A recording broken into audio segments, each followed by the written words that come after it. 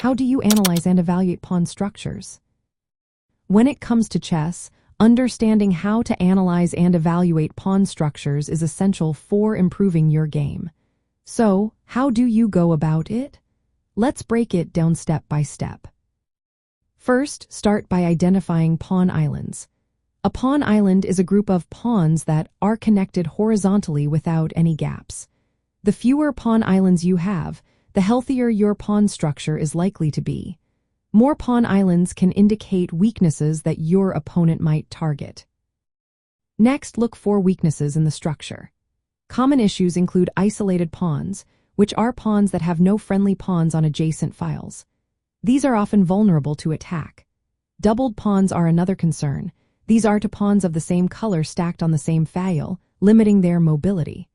Backward pawns lag behind others and cannot be safely advanced, making them easy targets. Also, keep an eye out for holes, which are squares that cannot be defended by pawns. These can serve as strong outposts for your opponent's pieces. Then, assess whether the position is open or closed. An open position has few or no central pawns blocking lines, allowing for greater piece mobility. A closed position has central pawns locked in place, which can restrict movement and alter strategic plans. After that, determine control of key files and squares. Open files created by pawn exchanges are crucial for your rooks and queens. Controlling these files often depends on your pawn structure. Similarly, weak squares in your opponent's camp can be exploited for tactical advantages. Now, consider any pawn structure imbalances. These occur when players have different strengths or weaknesses in their pawn formations. For example, one side may have a majority on one flank or isolated pawns. Recognizing these imbalances can guide your strategic decisions on where to attack or defend.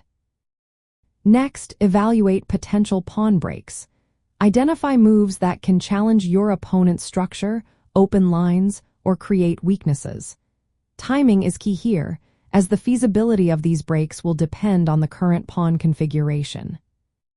It's also important to understand the strategic themes linked to specific structures.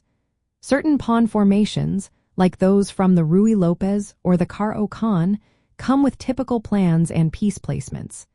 Being aware of these can help you formulate long-term strategies. Lastly, factor in piece placement and king safety. While the pawn structure tends to be static, how your pieces are positioned and where your kings are castled can significantly influence the effectiveness of your pawn formation. In practical terms, start by mapping out your pawn islands and noting any weaknesses like isolated or backward pawns. Assess how these affect control of the board, especially open files and key squares. Evaluate how the pawn structure shapes the position, whether it favors maneuvering or direct attacks, and plan your piece placement and pawn breaks accordingly. This methodical approach will help you make informed strategic decisions throughout the game.